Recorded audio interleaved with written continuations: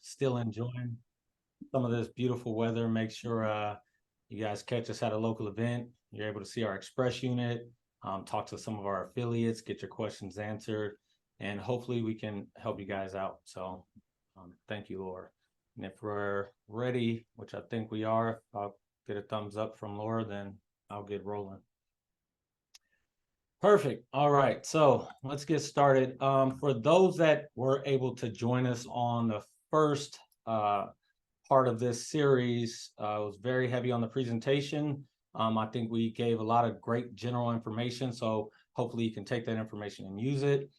As we move along throughout this series, what I want to do is bring in some experts, get some questions answered, and let folks know what it really takes to build an ADU and to do it in the best way possible. So first off, I would like to introduce myself. For those who don't know, I'm Bakari Grant, CEO and founder of the Wellness Company.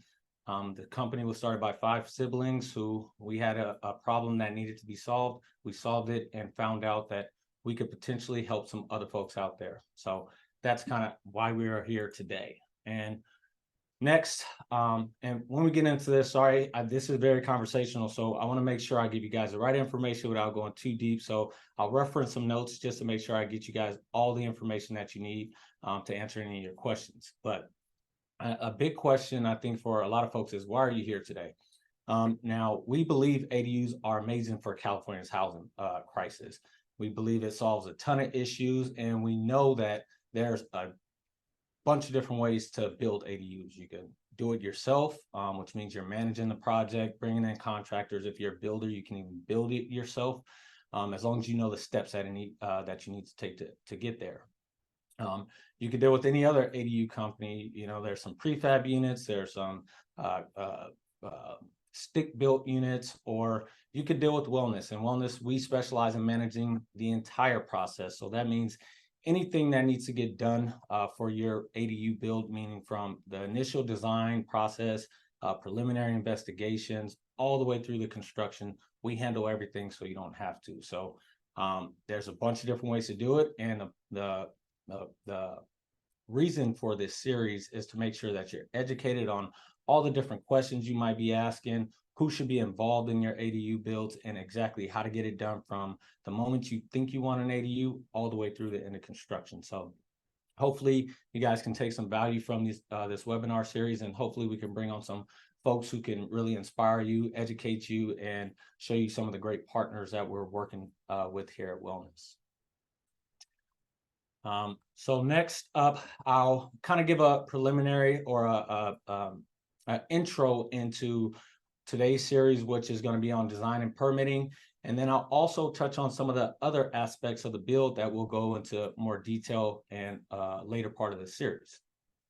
So building an ADU, what are we building here? So a lot of folks have in the past equaled it to building a shed or a guest house or a pool house, or I know there are some companies out there that do shipping containers or boxes, really large boxes. And ultimately, what we like to tell people is understand you're building a home here, which takes a few things into consideration. Number one is safety, health and safety. When you're building a home, cities want to make sure that you're doing it in a safe way, safest way possible. So that means incorporated fire safety, life safety, as well as considerations like structural, where you're going to be fighting against weather or potential wind or earthquakes here in California. So all those things need to be taken in consideration when you're considering doing an ADU build. And because we're building a home, most people think, you know, when I'm ready to build an ADU, they're ready to dig. They're ready to see the construction start. They're ready to see the building start to go up. That's not where we start. Because you're building a home and someone's going to be living in that space, we have 2 major considerations. Number one, what are your priorities as a customer? You know, that may be you want to move in an aging loved one, like a parent, like our family did. You may want to rent this home out, so to create additional rental income.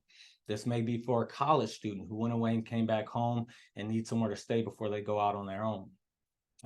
Either way, you have your priorities, and that should be the fundamental beginning of your project, is listen those priorities and make sure that you're maintaining focus on answering those priorities and not getting lost in the nuance of the ADU build. The second consideration is your budget. Now, most people that haven't been in construction or that haven't done a project don't know, but 90% of projects are either over budget or they're behind schedule. And the major reason for that is construction projects take really close management, and we take that extremely serious at Wellness. So we manage, like I said, the entire project from start to finish to make sure that we're building within our budget and we're staying on our schedule. So those are the first two considerations that you want to have anytime you're going in to build an ADU. Now, I'm going to list out the process here and then give a little bit of detail about each. So first we have, pre-development, which includes the design phase, the permitting phase, and material purchasing. And then you have the construction phase, which most everyone's familiar with. That's when you have folks coming in doing demolition, framing, electrical, mechanical, all those different things.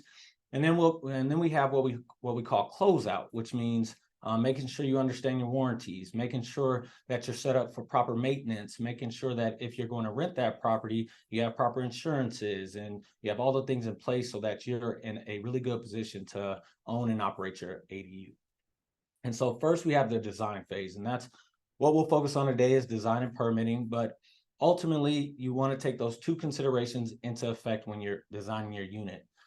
We like to deal with professionals. So that means the architects, structural engineers, MEP designers, Title 24 companies. And the reason that we deal with those professionals is because we give them a list of priorities and they give us what we need back from them. So there's a bunch of code and compliances that they have to take into consideration on top of those priorities to make sure that when we get to construction, we don't run into issues, or when we get to permitting, we don't run into issues. So next you have permitting.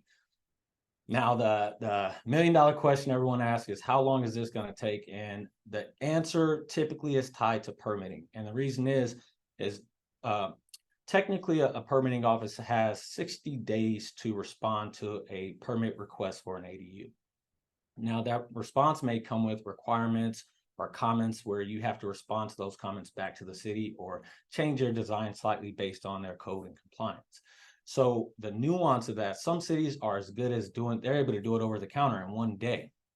Some cities take that full allotment and take 60 days to give you any response. So this is where the timeline gets really technical as far as being able to understand what they're going to require and being able to respond quickly when the city places certain requirements on you. So this is where you really want to work with an expert who's familiar with the local jurisdiction, local codes, things like that, because that could really cut down your timeline. Next, we have material purchasing, which again, if you aren't familiar with some of the things that have happened in the construction industry over the past few years due to, the big C word, the COVID, material prices were heavily affected because logistical problems were affected when you have truckers and industry stopping. So material costs at one point within the last 3 years had risen up 1,000%. So that's something that could really heavily affect that budget that we talked about. So that's a real big consideration whenever you're going into an ADU build. You want to either be aware of what's going on in the construction industry, material costs, or deal with someone who's very familiar with those industry costs and what's going on in the marketplace. Next, we have construction, which is finally we got to that place where we're building our ADU. Everyone gets really excited when they start seeing those materials come on site, when they start seeing the things go on. Things you're going to expect during construction are utility connections. Are you doing a new service for your electrical? Are you running sewer lines? Do you have different foundations going in? So are you using a pier and a beam? Are you using concrete slab? So all those fun things come up during construction as well as inspection. Again, this isn't a shed. This isn't an unpermitted building. So they do have different inspections, which are absolutely necessary when you're talking about a living space. So it's really great to deal with someone who's used to dealing with inspections, knows how to coordinate those. Some cities do it online. Some you have to call in and schedule those appointments. And then you want someone present who's on that site day to day who can interact with those inspectors. And then, of course, the dreaded project issues. Every project runs into some type of issue. It's just the way that construction goes, whether it's weather issues or you're digging and you run into something that you didn't expect, or things are taking a little bit longer than you thought they should because, materials, windows took 8 weeks instead of 6 weeks, things like that. So you're going to run into those issues, but that can be expected on any construction site. And then the last piece, of course, is closeout. And that's where we really focus on the customer, making sure that you know everything that needs to get done or that needs to go into your ADU after it's completed. So if there's any maintenance issues, if there's any filter change requirements, Title 24 or HERS requirements before you get your certificate of occupancy, things like that are nuances of the closeout that you want to be really familiar with. So again, this is something that we specialize in, but even if you're doing it yourself or going with another contractor, these are some of the questions you want to ask when you go into a new ADU build. So again, all of those areas, we'll go into a little bit more detail later in the series, but specifically for this one, I'm going to jump into the design phase. We're going to talk about some universal design. I'll define that for those who aren't familiar, and then we'll finish up with some permitting, some pitfalls, and some of the new ADU laws that are coming into place in 2023. So design, how we consider design here at Wellness is we design with intention. So again, what are your priorities? Are you looking to rent this out? So should you be using more durable materials? Specifically for us, we started this company to provide a space that was affordable for the senior demographic, a place that was protective, it prevented injuries, it created a level of safety for the aging demographic. And again, we do it at an affordable price, especially when you start comparing that price to long-term care or nursing care facilities. And the last piece of that is something that we focused on when we built this. We wanted a simple process, which it was not. It was not a simple process by any means. Some of the literature you read out or some of the videos you'll find on ADUs today talk about how easy it is and how streamlined it is to build ADUs. I don't want to be the bearer of bad news, but it's not as simple as people try to make it seem. And that's not a bad thing. Again, you're still building a home. You're building a home that can last for the next 100 years if you do it the right way. So, but what we do here at Wellness is we try to make the process simple for our customers. We try to make the interactions simple for our customers. We deal with those issues that come up during permitting or construction or even design. So when you're going through this process, understand that there is nuance. It's not as simple as everyone tries to make it seem, but you can get through it. Even if you're doing it yourself, there's steps that you can take to make sure that you're checking off the boxes and getting through this entire process. So again, real quick, I want to take a step back and talk about some of the things that were considered when we started our company. So before our company was founded, and it was founded by, again, 5 siblings, so me and my 4 siblings, our dad suffered a debilitating stroke. And when we had to bring him home and find a solution for him, we tried a few different options and it just didn't work for us. And then the new ADU legislation came down, which streamlined and simplified the build of an ADU, and it allowed us to build him a home with intention, which meant we want to make sure that if he were to fall, he was protected. We wanted to make sure that it was easy for him to access his space without having to deal with some of the typical issues you see in a traditional home. And those are some of the priorities that we had going into our build. Now, anyone that's seen our dad's unit, which is wellness pod number 1, you're going to see pavers that he has to walk through. You're going to see stairs. And a lot of the times you'll see 2 25-weight dumbbells outside of his door. Now, to some people that may look like an obstacle course, but that's not what you want to do necessarily when you're talking about access, or that's not what you think about when you talk about accessibility. But for us, the customer came first, which was our dad. He was our customer number 1. And his priorities were to maintain independence and to maintain his dignity, which means he had a level of pride that he wanted to sustain through this process. We knew that. So what we did was design a unit specific to his needs. And part of that was pre-designing a ramp, an ADA compliant ramp that we can install when he needs it.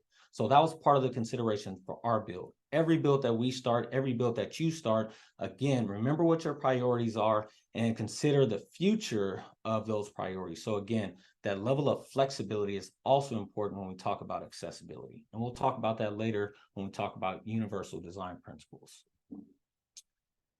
So again, next I'll cover universal design principles, but the biggest takeaway here is to remember your priorities, to remember that yours may be different than the next person or the next person, and you may have priorities that are going to evolve over time. Some of our customers want to start out renting their units, so they want to bring in additional rental income, and they have a plan when they age or when they have an age and level that's ready for that unit to transition that to a senior specific unit. So those are all considerations that as the lifetime of your unit grows, you want to take into consideration early on in the design process. All right, so next section here, I'm going to run over universal design principles, and then I'm going to bring this all back together and talk about how we do our design and why we do our design the way that we do. So universal design, what does that mean? So universal design is a design and composition of an environment so that it can be accessed, understood, and used to the greatest extent possible by all people, regardless of age, size, or disability. And why is that important when you're building an ADU? So that's extremely important. Number one, if you're a renter, if you have an aging loved one going into that ADU, or if you may even be in your main home and plan to downsize so that you can rent your main home. So all those are important when you're building an ADU, because you never know how you're going to use that home over time. Even when we're talking about resale value or equity in the home, the more accessible, the more usable that space is that you're building, the more profitable that you're going to be in the future when you're looking to sell your home or even pass that to the next generation. So real quick, I'm going to go over the 7 universal design principles and how they apply to not only our design, but how ways that you can apply to your design. So principle number 1 is equitable use. Equitable use, as a definition, the design is useful and marketable to people with diverse abilities. So in our case, accessibility, disability is really important, but that also means, again, like I said, if you're bringing in a young college student who's coming home maybe for the summer, or they're moving back home before they move out, then we're talking about the use of the space. So do they want a private bedroom? Do they want a private bathroom attached? Are they going to be hosting friends? Are your aging loved ones going to want to have grandkids who come in and share time with them? Are they going to need a couch or a space where they can invite guests over? Those things are all taken into considerations, all of those different abilities and the requirements for that person. Principle number 2, closely related, is flexibility in use. So the design accommodates a wide range of individual preferences and abilities. So again, when we design our space, some of our units are designed without cooking or a cooktop. And why is that? For safety issues. If you have a loved one who's had issues cooking or using devices, then we don't want to create fire issues or the potential for fire issues. So that's a consideration. You may say, you know, at some point, I may want to use this as a rental property, so I want the ability to add a cooktop later. So you allow for counter space, or you allow for a cabinet that can be removed or replaced. And those are considerations when you think about flexibility of use. For our case, what we did is we designed a unit with stairs because our dad wanted the ability to say, I can still do it. I still feel comfortable walking upstairs. But we also had a secondary design where whenever he has the need or the requirement for a ramp, we can always build that in based on our initial design. So those are some of the considerations for us. Principle 3, simple and intuitive use. So the use of the design is easy to understand, regardless of the user's experience, knowledge, language skills, or current concentration levels. So this really goes into all of our units in particular come with appliances. We come with a mini split heat and air conditioner. We come with a forced air system, which some of our units come with laundry.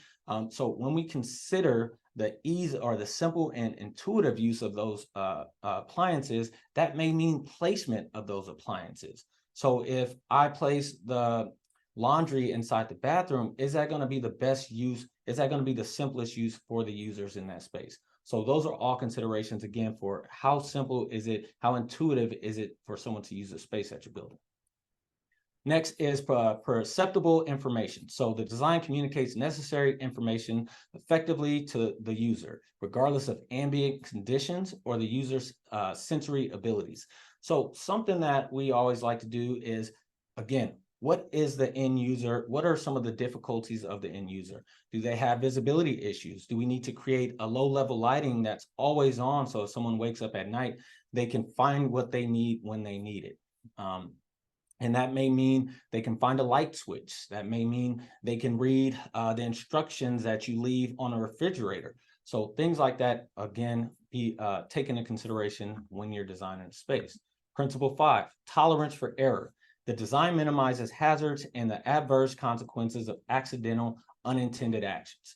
This is a big one for us just because, again, as seniors age in our homes, we want to make sure that as eyesight or hearing may be reduced or they may run into difficulty, we have things that are designed within our unit to facilitate the ease of use of that space and to eliminate that ability for error. So for instance, we use a soft fall flooring that reduces falls by 90%. Although we may have a grab bar as someone's walking to the bathroom, if they trip and fall, we want to make sure that we have preventative measures in place to help protect them. Number 6, low physical effort. The design can be used efficiently and comfortably and with a minimum of fatigue. So again, when we talk about ramps or when we talk about, for some of our units, we advise our customers to build them on a slab so they don't have a high elevation, because even if you have difficulties walking, you may not require, or you may be able to walk upstairs, but again, that simple design, the low effort design would be to build that lower so you don't have an issue walking into your space. And finally, the 7 design universal design principles and size and space for approach and use. Now, for us specifically, this is really important, and this is why ADUs for us will have such a big impact as our aging demographic continues to grow, especially with the boomer generation. Is that when we talk about 2-level homes, or when we talk about the typical things that you find in a home, is that as seniors age in place, the amount of space that they use typically minimizes. So they're not walking around using 3 bedrooms. They're not looking to move upstairs and downstairs when they're moving throughout the home. And so ADUs are a great size, and it's standard and typical to what you're going to find in an assisted living facility or a skilled nursing home or even a board and care home, where you have basically a large master suite that has all your necessities without any of those things that cause potential issues for seniors and their safety. So that's why ADUs, I think, are an extremely important factor in the aging demographic and creating additional housing for the aging demographic.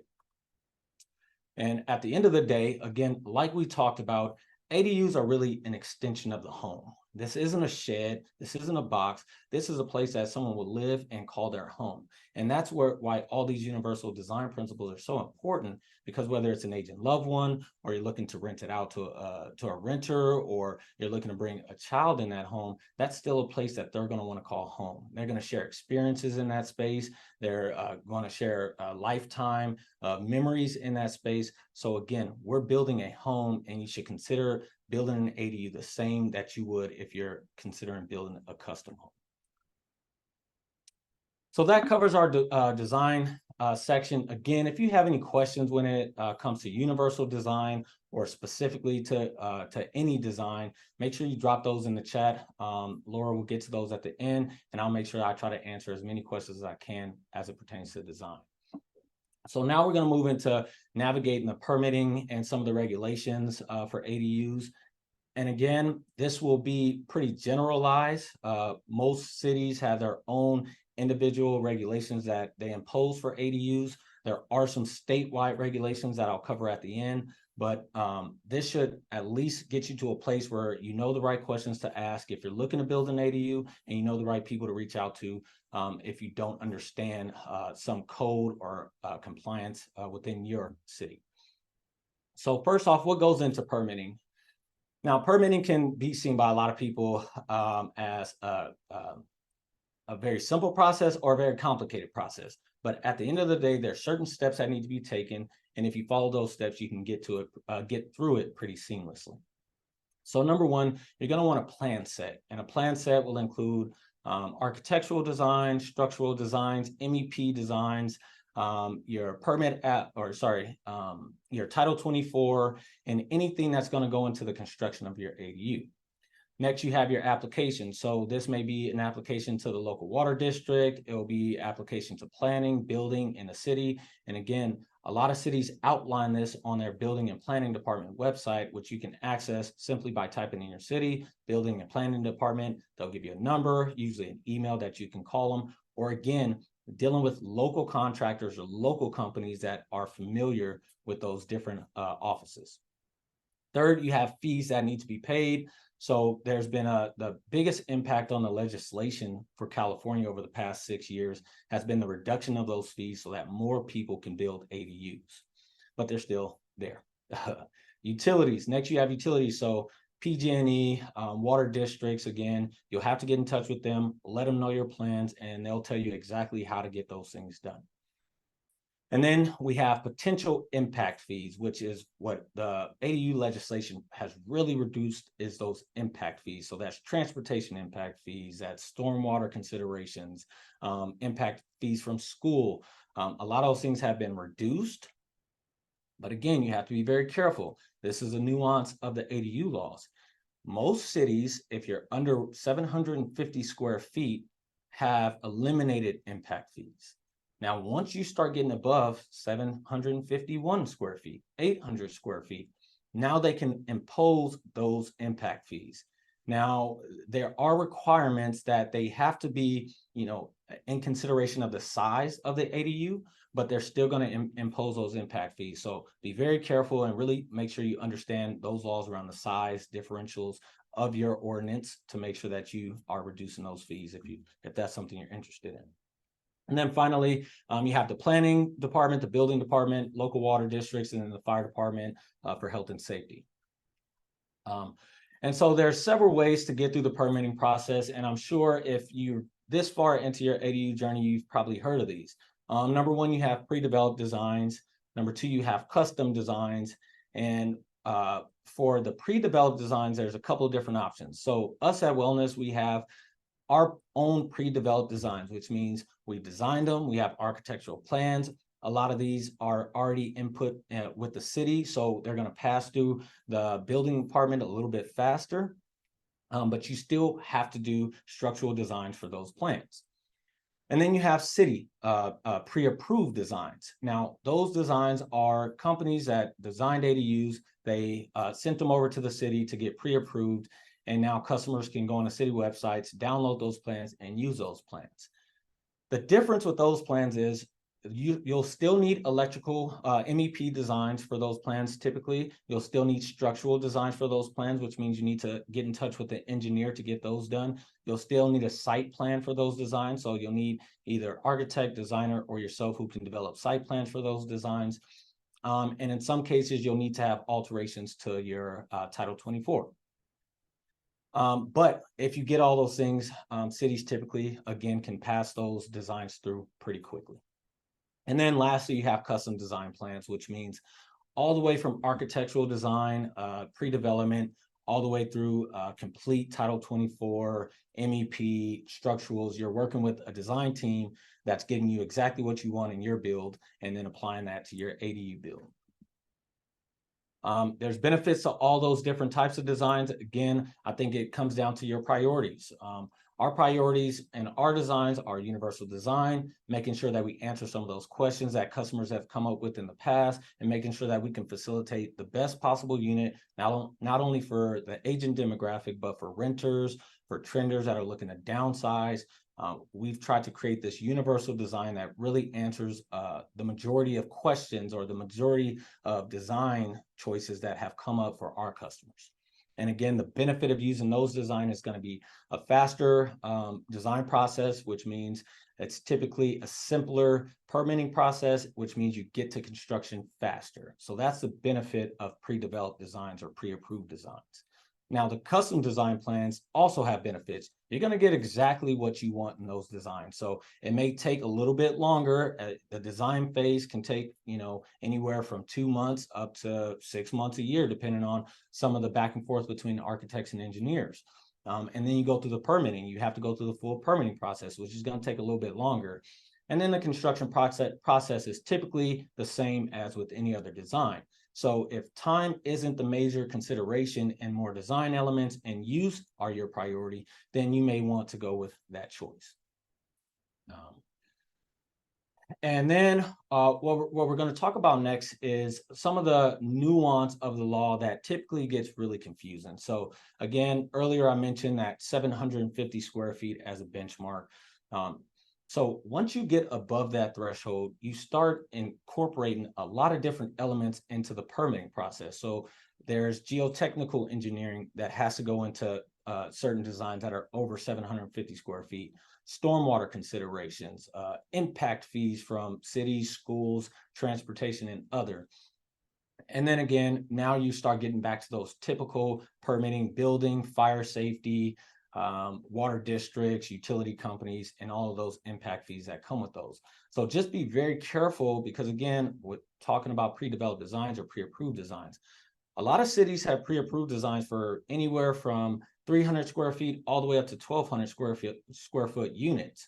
Now, as an example, you may choose an 800 square foot pre-designed ADU or pre-approved ADU. You take that ADU, you get your site plans done, you get your structural engineering done, and then you're ready to submit for permits, and you're going to manage this project yourself. Well, what you'll do is you'll submit all the applications, and then the city will comment back and say, you have a few other requirements based on the fact that your ADU is above this square footage. That's where you got to be really, really careful, because again, that is by law. It's required for cities to tell you what's required to get your ADU built. Now, they don't have to tell you that up front, but they can tell you once you submit it for this ADU application. And what happens, or this ADU permit, and what happens is some of these permitting process that should typically take 2 months end up taking a year, because you're going back and forth with the city, responding to comments and getting the right information. And you thought this was going to be a fast process. So just be really careful in understanding the local codes to make sure that once you submit for that permit, you put yourself in the best position to get an approval so that you can get to construction as efficiently as possible. Now, some of the standard regulations. What are statewide regulations that all cities have to abide by? And these are generalized rules. So again, every city has their nuance to them. So make sure you get in touch with someone either who has worked in that city before, is very familiar with the building and planning department, or if you're going to manage that project yourself, make sure you call down. The planning and building department are very helpful at this point in getting you the information you need to build an ADU. But that doesn't mean that they're going to put all the information out there. You may have to get in touch with them. So some of the statewide regulations. You're typically going to be able to do this anywhere throughout the state of California. An ADU up to 750 square feet. A lot of places you can build up to 800 square feet, but we call it 750 because there are some cities and counties who only allow 750. With that, that's any property in California. So I know you've probably heard about some restrictions based on lot size or some restrictions based on house size. That restriction is, that 750 or 850 or 800 square foot allowance is regardless of lot size, regardless of house size, that's allowed. 4 foot setbacks are the requirement. So 4 foot away from your side boundary line, 4 foot away from your back boundary line, and 5 foot away from any other structure on that property. And there are some exceptions with that rule. Last is 16 foot tall. You can build 16 feet minimum anywhere you want to build an ADU. There are some, again, nuance to that law, depending on if it's attached, if it's detached, or if you live on a multifamily property, for instance. Those are some nuances to the law that I'll talk about, and some of the new 2023 laws that I'll talk about in a little bit.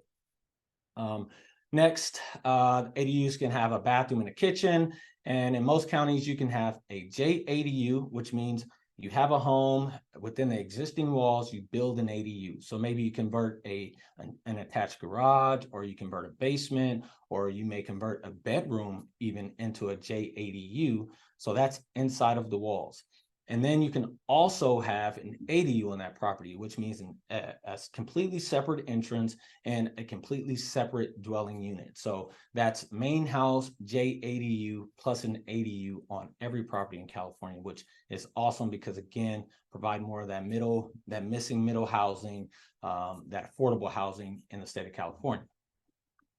So, I mean, with all that said, again, there's nuance at every single one of these laws. So working with someone who's familiar with that area, familiar with those codes, familiar with those ordinances is your best bet. And even if you're doing it yourself, call down to the city, call down to the building department and find out what are some of the regulations that you have to abide by in your area.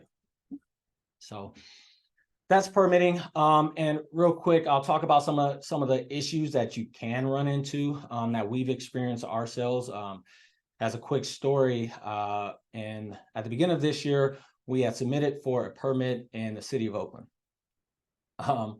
And I don't know who all is familiar, but the city of Oakland went through a cyber hack. So from January, I believe, through April, they were under attack from a cyber attack. And so during this time, because they were all online, they transitioned their ADU permits to all online. They were not approving any permits. They had shut it down. If you were 1 day away from approval or 2 months away from approval, they weren't giving any approvals for any permitting going on in Oakland. Now, one way that we handled this is we had dealt with the city departments before. We had dealt with planning, building. We had also participated in an organization to bring more ADUs to the city of Oakland. So we're very familiar with the codes, ordinances, and those departments. So as soon as we heard this was happening, we got in touch with the city. We talked with them and figured out what their solution was to this problem and how fast and how soon they would be able to approve permits. And they did have a process that they were going through to help get permits approved. But for those who weren't familiar with the city, who weren't looking into, how do I get my permit approved? Those permits sat until they created a solution to get those permits approved, to deal with the cyber attack. And that, for some people, lasted 6 months, 8 months, or longer. So for us, after calling down, we found out that they were approving in person. So we got down, we got our permits approved, and we started our construction right on time. Now, that's just one of the issues that you can run in throughout this ADU project, that if you have a full-time job, if you have a family, if you have an aged one or a loved one who's going through some health issues, these are things that, again, you may not be able to focus on a day-to-day basis. And this is where it really helps to have the right partners in place to deal with some of these issues. All right, so to close it up, before we get to questions, I'm just talking about a couple of the new ADU laws that I think are significant and important for not only our customers, but for anyone looking to build an ADU in 2023. First is an oldie, but what I call an oldie but goodie, and that's a solar requirement. In 2021, they imposed a requirement that all new construction in California, all new residential construction required solar, which means everybody. That's including any detached ADUs that are built in California today require solar. And that's not just solar ready, but they require solar PV. So what we tell our customers is, yeah, you can do a deferred submittal, which means you're going to put solar on your unit at some point, but they're still going to require you to do solar. So be aware of that when you go into an ADU build. Make sure your contractor's aware of it if you're using a contractor, or if you're building yourself, make sure that you get up to date on Title 24 requirements. And as a nuance, that does not include attached ADUs, and that does not include garage conversions. So if you have an attached ADU that you're building onto an existing home, or you're converting, say, a detached garage into an ADU, then those do not require solar. But just be aware of that. That's one that most people are not aware of. All right, now to the new law. So there's been height restrictions have been lifted. Prior to 2023, the typical height restriction on an ADU was 16 foot.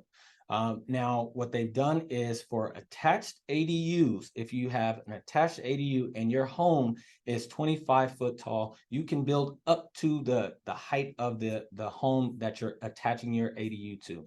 If your home is 16 foot tall, that still means you can only build 16 feet. If your home's 20 foot tall, that means you can build up to 20 feet tall. So that's when you're talking about second levels, is really when you start getting over 18 to 20 feet. Detached ADUs within a half a mile of transit, or if you have a multifamily property that you're building a detached ADU on, they can go up to 18 feet. Now, again, like I said, that's a significant number because that's a typical number you're going to see on any minimum height for a two or a second level. So anything below 18 foot tall, you're not going to, it's going to be really difficult to get a full height second floor in your ADU. So again, that's really important rule that or legislation that was passed this year. Half a mile of transit on a detached ADU or a multifamily property. And again, remember, these restrictions are still limited by the height of the main home. So make sure you know what your local ordinance is there. Next, a 60-day rule clarified. This is a big one. In the past, there was a 60-day rule that cities had to reply within 60 days and either deny or accept your permit application. And that did include comments, and that did include your response to those comments. But what wasn't defined is if your ADU, if they decided to deny your permit for an ADU, they didn't really have to clarify why they denied that ADU. It can be for a myriad of reasons, but they weren't necessarily required. Now they've specifically identified that they not only are required to list why they didn't approve that permit, but they also have to specify ways that you can get approved for that permit. So again, a way to remedy any deficiencies within that permit application. So that's a big one for anyone that's submitting for permits. And the last one, again, is for demolition, which can be extremely important for anyone that has an older home, maybe with an old garage or an old shed that needs to get broken down, or maybe even you're doing an attached ADU where you want to tear down a part of your garage. Basically, what they were doing prior to 2023 is they would accept the ADU permit, but they would deny the demolition permit until you got approved for the ADU. So then you would have to resubmit for a demolition permit. So now 2023, cities are no longer allowed to withhold a demolition permit if an ADU permit has been issued. So they're required to approve any demolition permits that are necessary for you to build your ADU. There's a few more new ADU laws. Those are the big ones. Again, if you have any specific questions on some of the new legislation or any of the legislation for that matter, make sure to drop those questions in the comments. I'll try to get to those. And if you have something specific to your project, reach out. We have some great affiliates out in the street doing consultations with customers, doing site visits, letting them know exactly what they can build on their property based on the local ordinances that are within their city. So that's all for me. Again, wanted to highlight some of the design, some of the considerations for design. Wanted to make sure that folks understood the universal design principles, because again, some of those are requirements within an ADU code today. And then let you know some of the pitfalls around permitting. It's not as simple as some folks make it seem, but if you understand the process, you can get through it just fine. Or you can work with someone who knows how to get through those processes. So that's it for me. If you have any questions, again, please feel free to drop them in the chat now. We'll stay on for about 10-15 minutes, try to answer any questions you guys have. And I'll put my contact information within the chat as well. Or if you reach out to me through email, that's bgrant, BGRANT, @wearewellnest.com. That's how you can get in touch with me.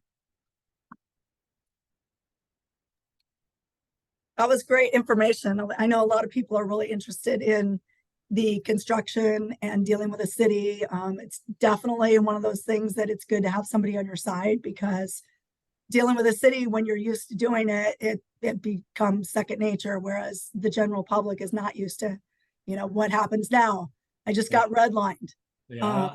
I don't know if it ever becomes second nature, but at least we're used to it, right? Exactly. You kind of know what to expect. Yeah, exactly. Yeah. Susan says that it's very interesting information, that it's new to her. So I think these are very helpful sessions for people that are considering ADUs, whether now or in the future. They're definitely a hot trend, and It's good to get that information out there, how to do it right.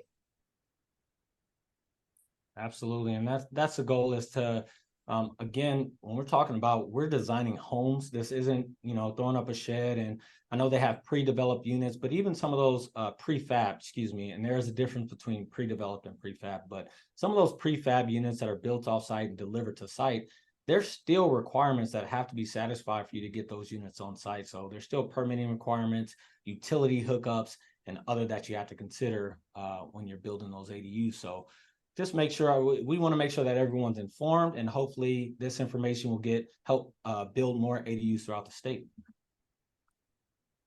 All right, let's see.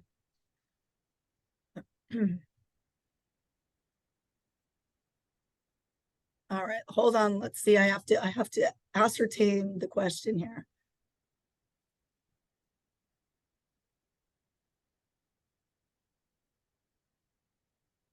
Okay. So maybe I'll just read it, Bakari, and then you can kind of dictate what it says here. Yeah, All absolutely. right. So the question is from Liz: if area ADU would have lots of shade, how would PV on ADU be satisfied? Main home does have PV system. Great question. Yeah, so this question basically is asking, if there's a shaded area where you're looking to build your ADU, how would you satisfy the PV requirement? And for this particular question, I'm assuming the main home does have a PV system. So the solar requirement for ADUs has a few exemptions, and there's some nuance to this based on your city again, but for the most part, these are the exemptions. If you have an area that does not get the required amount of sunlight that an ADU company would consider significant enough to supply power to that ADU, that's one exemption. You're not required to put a PV system on that home. A second exemption is if the roof that you're building on does not have enough space. So the roof is too small to put a PV system that would, again, satisfy that Title 24 requirement. That's another exemption. One other exemption is if you do have a PV system on your main home, you are allowed to supplement that PV system to reduce that the energy consumption from the ADU. Now, that's very nuanced, and that again has to be based on the local code. The local jurisdiction has to approve that. So in this case, for instance, if we were building this home in Walnut Creek and we had too many trees in the way that were shading our ADU, where we thought that it should have an exemption based on the amount of sunlight, when we submit for permits, we would discuss with the city, hey, here's our situation. We would show them the code that says, this is the exemption that we believe we exist within. And then the city will respond and say, well, you either are exempt based on that exemption, or we believe that you should go this route and you're still required to do A, B, or C. And that's the really good part about having a strong relationship with the city, is that you can usually pick up that phone and make that call. And when you make that call, they'll give you a direct answer in most cases if you go about it the right way. And then you can build based on what you know. And again, this is part of that early investigation that I talked about for our company. Is we would go and say, okay, if this might be an issue down the line, what are the exemptions in that local city? What are some of the other solutions that we may want to consider? Because that may have a huge impact on the budget for this build. So again, get that question answered as soon as you can, based on someone coming out to your property, checking out the shaded area that you want to build in, and potentially even calling down to the city and getting the information that you need to make sure that you're making the best decision. Thanks for that question. That's a great question, by the way. All right. So you mentioned with your father's ADU, you had the stairs, and then you can change it out to the ramp at some point. You mentioned also sometimes people do that with a stove situation with the burners. How easy is that to put something into place and then come back later on and change things out? Great question. So I would relate it to adding a light switch or adding a light to a home.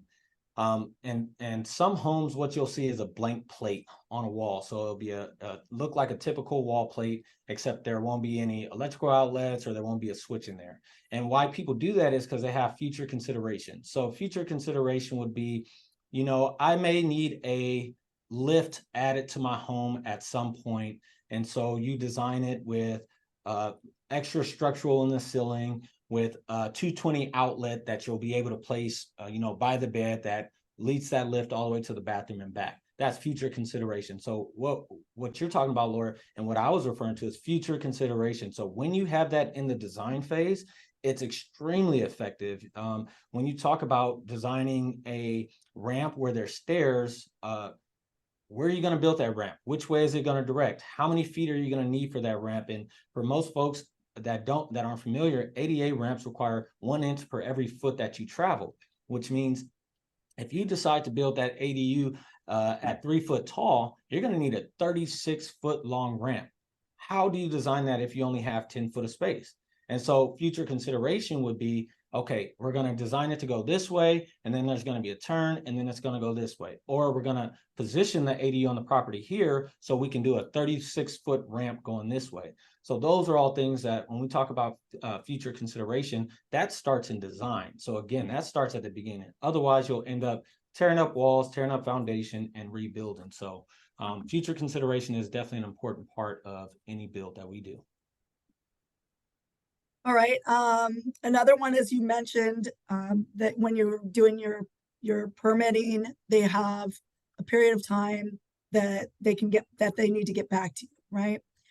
Beyond that, let's say they redline and they come back and now you need to make some changes. Is there another period of time that they have to address changes?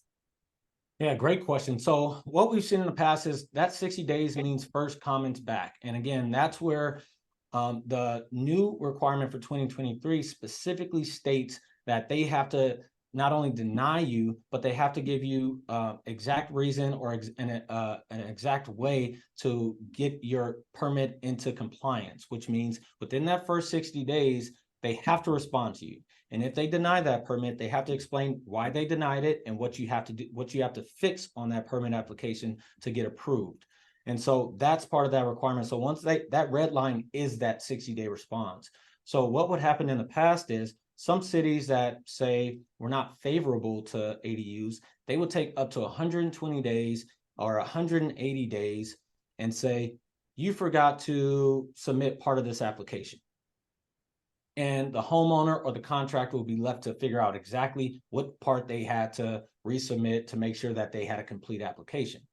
So now, because they want to ease that process, they're requiring cities to identify exactly what you need to do to come into compliance with that application. And if you have a strong relationship and the city is familiar with the work that you do, a lot of times what cities are doing now is they'll redline that initial submittal and they'll tell you exactly what you have to do during construction so that they can stamp an approval and send that out. Now, that's not every jurisdiction and it's not going to be in every case, but that's why it's really good to work with contractors or companies who have a good reputation, who have dealt with the city, because they know the type of work they do, and those reputations really last with the city. So yeah, definitely. Liz, thanks. You learned a lot and can put plenty of thought time into priorities, present and future. Appreciates all the info, which I think is great too, because when you are using an experienced person or company, they know these little things to mention when you're in the planning process, right? So it's way more efficient. You're not, redoing something that could have been put in place initially. absolutely. And again, I think this series, the focus on this series isn't to say, hey, you have to go with wellness.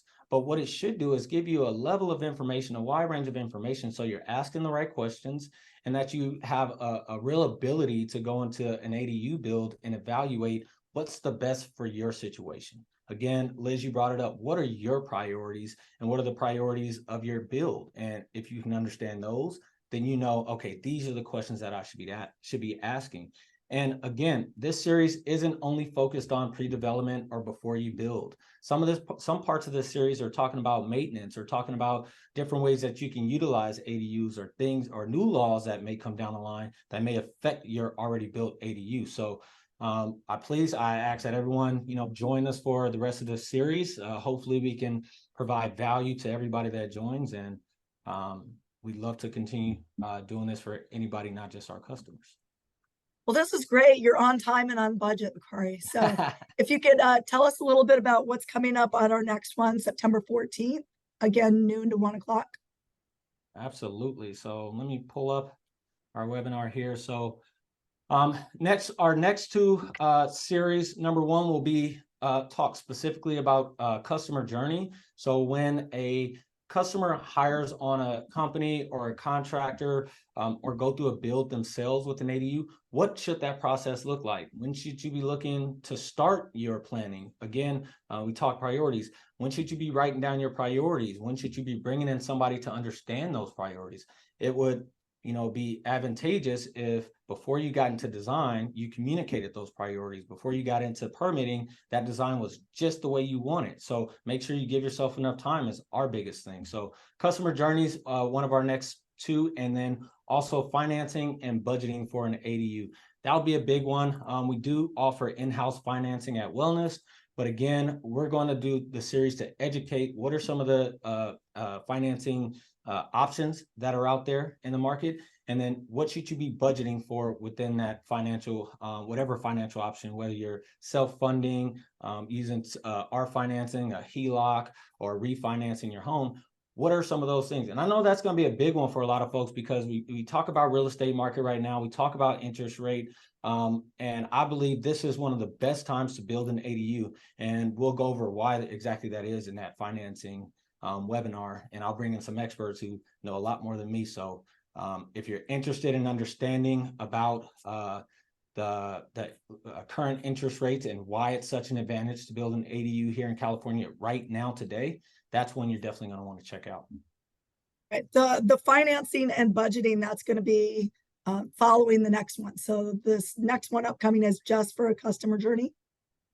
No, so what I think we're going to do, and we'll send this out today, is we're thinking about doing the financing and budgeting one before the customer journey. So when we develop this series, obviously we're in a little bit better marketplace. So now that we're in this marketplace, we're getting a ton of questions around financing. So on the 14th, we'll be diving in deep, as long as we can make sure we get our special guest in here on the 14th. And check your emails. Laura's really great. She'll get you information about when that is as soon as possible. So because that way we know a lot of folks are interested in knowing more about the current market.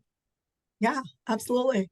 Looking forward to it. Well, thank you everybody for joining us. Bakari, thanks again for your time. Super informative. And we hope to see you all on the 14th. Absolutely. Thank you so much, Laura. Thanks everybody for coming. We appreciate you guys spending your lunchtime hanging out with us. So hopefully we'll keep providing value for you. All right. Bye-bye.